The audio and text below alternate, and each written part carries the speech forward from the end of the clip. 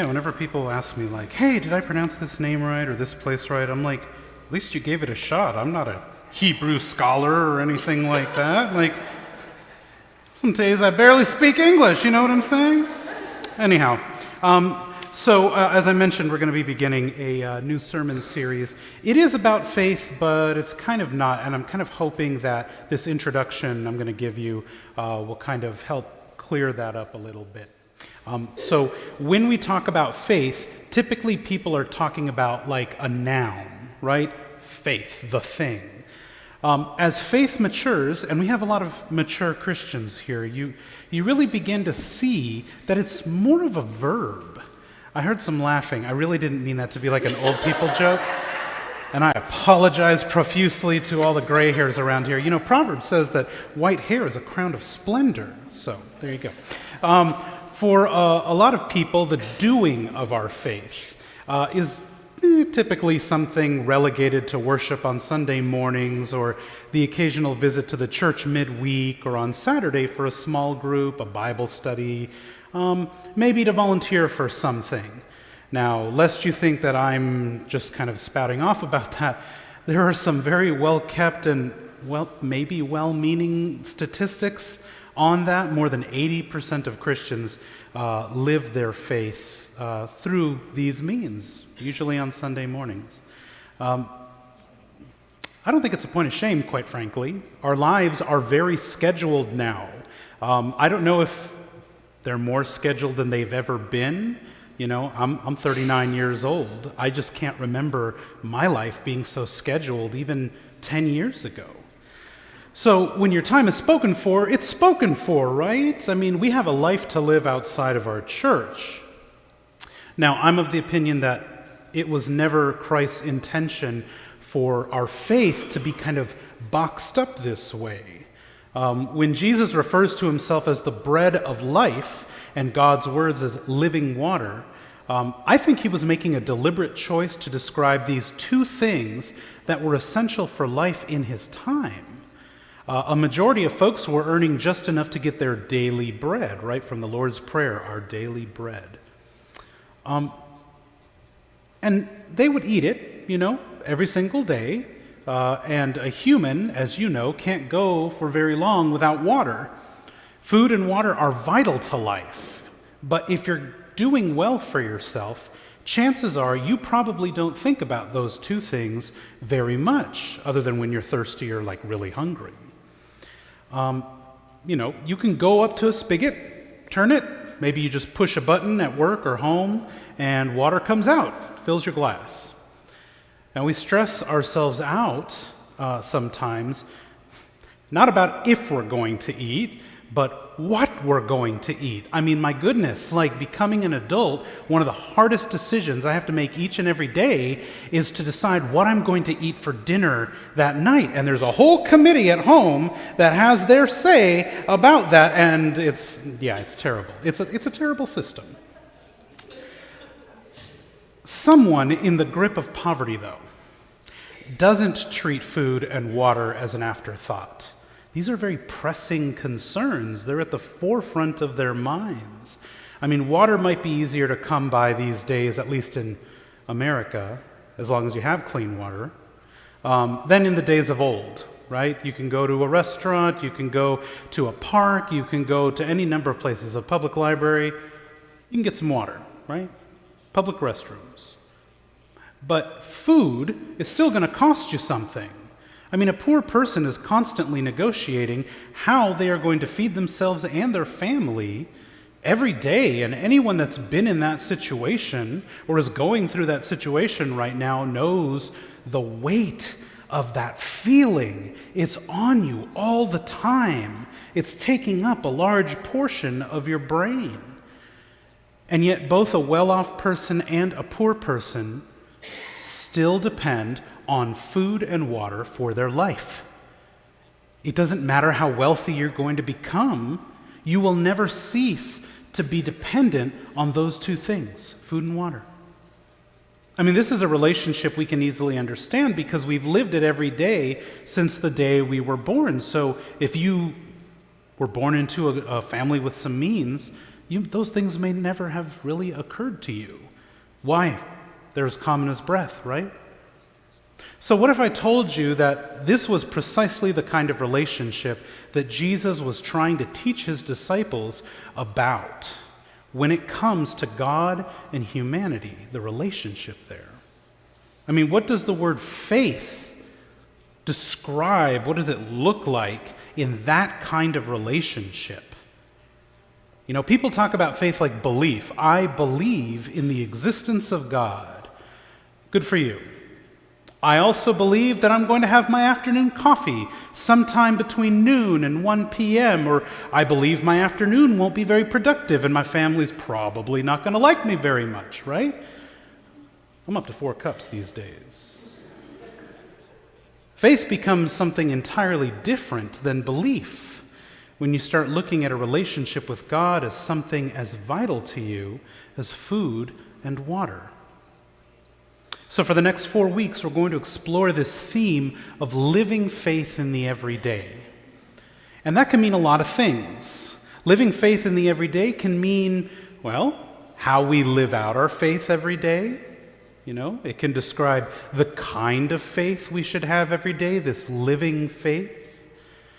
If you want to have a vibrant living faith, you need to live your faith. And if you want to live your faith, it needs to be alive, right? Life-giving, like that relationship with food and water. A vital part of your daily life, as close as your own breath.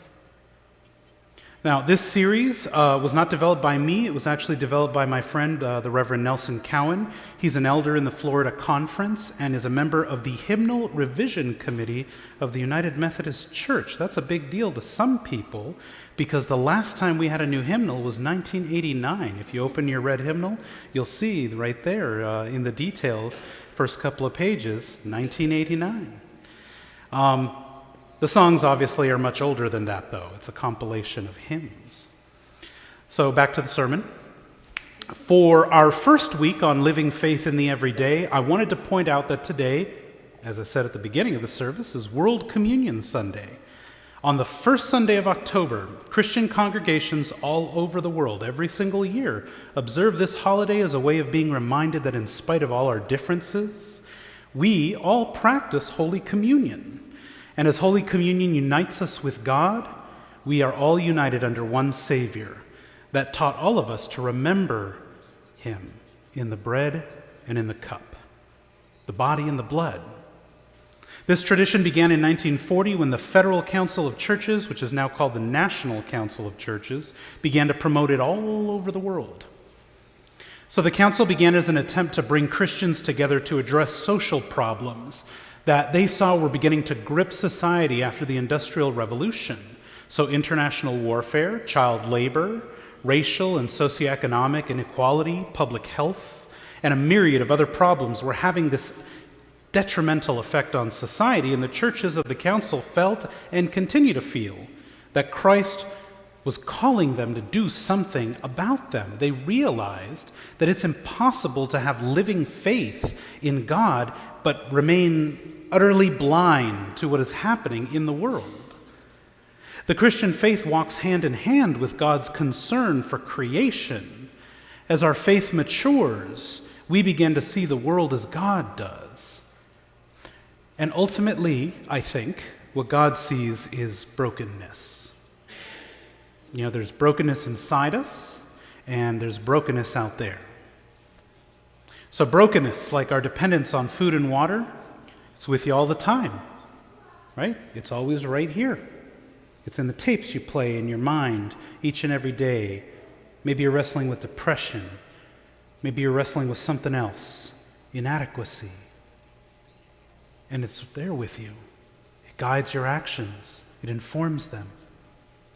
We'll never be rid of it, this brokenness, regardless of how wealthy or powerful we become. In fact, Jesus spoke of the dangers to our souls as we become rich and powerful in the world's treasures. He made that distinction, the world's treasures and heaven's treasures. At the root of the drive to gain these earthly things, there's something about that. There's something about this desire to claim these worldly things that pushes us further and further away from God. I think at the root of the drive to gain them might just be a desire to rid ourselves of a dependency on other people, and particularly God, to supply us with our happiness. It might be one of those aspects of our nature that makes us want to leave God. You know, we want to be free from dependence on anything or anybody, to have complete control over our circumstances. But this tendency is a lie. Now, I'm just one man, but I'm telling you, this tendency is a lie. You will never, ever be rid of your brokenness so long as you exist in this earthly form, this flesh. Your weakness, your dependence, through the work of your own two hands, you will never be rid of it. Because life just doesn't work that way. It will always be beyond your control. Now, one of my favorite things to do when I'm eating something really messy is to take bread, and I like to sop up the yummy juices or sauce on my plate. I mean, it's awesome. It's not just that I want to get every delicious morsel in my mouth. There's something about a clean plate that I just enjoy. I mean, maybe it's my parents' influence, right? I earned my Clean Plate Club card a long time ago in case it wasn't immediately evident to you as soon as you walked in this building. When I think of the effect a living faith in God has on my life, that's how I like to think of it. My relationship with God helps me to sop up life's messiness. I break the bread, I sop up the sauce. Christ's body was broken for me, and his grace, his sacrifice, it absorbs my brokenness in a way that's often very difficult to describe to you, because it's peculiar to me and my circumstances.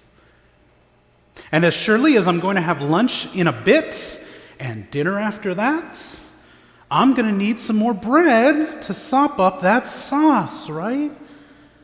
That bread's going to be there. It just is. Maybe it won't be bread. Maybe it'll be something different. I just like my bread. It's with me at most of my meals. It could be some French bread, some Italian bread, a tortilla, some sourdough, right? I would like to name a healthier bread. I would like to. Don't really use it. And as surely as I leave this place this morning, I'm going to run headlong into my brokenness and the world's brokenness. Like, as soon as I get into my car and the next Marylander cuts me off in traffic, right? But praise be to God, because I know that Christ will be there too, sopping up that messiness. Not just today, not tomorrow, every single day after that. Because I'm going to eat every day until the day that I head on up to Calvary. And this world is going to be broken every day until kingdom come. And I want to have that bread of life with me every day, because without it, I am overcome. I learned long ago that my own strength was insufficient to deal with life's conflicts. That without the one on my side, I would be nothing. Right now, somebody in here is being overcome by their brokenness. It's happening. Maybe they're being overcome by the world's brokenness. You need God, hypothetical person. You need God as surely as you need your water and your daily bread. You do. Now, the words of the prophet, I say Habakkuk, that's not necessarily the correct way to say it. that you heard this morning were written about the oppression that the ancient Hebrews faced from Babylon. It wasn't the first nation that conquered them, but at that time it was Babylon. And the prophet is crying out to the Lord about the brokenness that he's seeing among the Lord's people, but also within himself. And he's asking God, where are you? What are you going to do about this? When are you going to do something about it? Habakkuk waits for an answer and does get one. It's right there in the scripture. God tells the prophet, write it down. Oh, you better write it down. Add it to the record. Write these words I am saying to you. Write them in the record. Hold me accountable. So that these words, this vision, can be announced someday. The words say, so that a runner may read it. And people will know that the Lord does indeed answer. The words are, things aren't going to be like this forever. But in the meantime, you better live by your faith. You better live by it. Now, I don't think God was talking about the simple belief that one day all this is going to be rectified in some way. God's coming to fix everything someday. Someday everything's going to get better, right? And if you just believe hard enough in that idea that everything's going to get better someday, somehow, that alone is going to be enough to get you through the hard times. If you've heard that message in church before, I'm sorry. I've never found it convincing. I mean, that's a small comfort to a broken person. I didn't hear anyone say amen. They exist. See, if I was that person, I'd say, okay, thanks God. Appreciate the concern. And then I would immediately, at that moment, after praying and waiting for a response, I would immediately get to work on whatever problem I was facing at the time, because suffering demands a response. It's in the flesh. And the more you're suffering, the more urgent the response. God's existence be damned, right? I'm hurting right now. What are you going to do? Now, not to put too fine a point on this idea, but earlier this week I had to haul about 300 pounds or so of tile into my home because we're going to have some work done on one of the bathrooms. And I realized, I was being stubborn. I didn't ask for help. I realized I could have seriously hurt myself if I hadn't taken precautions. I'm like that. If I'd ended up getting injured, what good would it do me if my wife, upon encountering me on the floor, writhing and yelling in pain, said, you know what, babe, it's okay. One day this pain's just going to be a thing of the past. We're going to look back on this day, we're going to laugh and smile, aren't we? Really? That's what you're going to do? Jesus Christ, get me to an urgent care or something, right? Fix these broken bones. Listen to what God says in the last verse of the reading. This is what it says, look at the proud. Their spirit is not right in them, but the righteous live by their faith. God, the one that built us and breathed into us the breath of life, knows exactly what we need. God knows the end result of a life lived apart from God. It ruins the spirit. It increases the brokenness. The righteous live by their faith because they know what life is like without God in it. And they never, ever want to go back to that reality. I know I don't. Living faith is my wife grabbing me pain meds, getting me into a car or ambulance if I can walk, and getting me to the urgent care, the emergency room, whatever. Living faith is Christians throughout the world acknowledging the brokenness in the world and doing something about it, marking the occasion with bread and cup as we're about to do in just a moment. What does living faith look like to you in your life? What does it mean for you to live your life each day, for you, each day, relying on God as much as you do on food and water? I can't tell you what that is. Only you can. I hope to God that you'll think about it, even for just like an hour today. I guarantee that it will improve your life to do so. So as we partake of the holy meal today, I want you to think about these things. I hope that you can see what kind of effect it has on you. I mean, I've never been able to explain to another person what it does for my spirit and body to have Christ as my constant companion in a way that convinces them to have faith themselves. And I would never, ever want to. People need to experience for themselves what living faith can do for them in their own life. But I can tell you what it does for me. It gives me strength in my weakness. I'm weak. I'm a weak man. I'm not well. I'm not whole. God gives me strength in my weakness, wholeness in my brokenness, light in my darkness. It binds me up when I'm broken, physically and spiritually. And it pushes me further when I want to give up, when my heart decides a burden is too great, and that's an awful lot of the time, and I just want to stop. Faith does that for me every single day. And thank God, because let me tell you folks, every day, every one of us here has to make a decision, the very same decision that every ancient Israelite had to make exiled in Babylon. Each and every morning when they woke from sleep, am I going to rise and face this broken world and the brokenness inside of me, all the wrongness that is happening around me? I mean, a lot of people died in those days, a lot of them.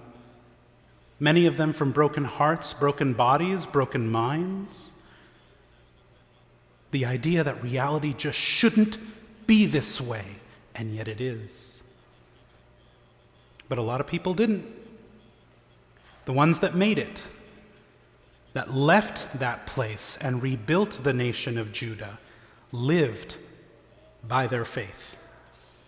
And because of the living faith, that everyday kind of faith, we now know whom we can place our trust and faith into as we rise every day to face the brokenness within and the brokenness out there. Praise be to God. Amen.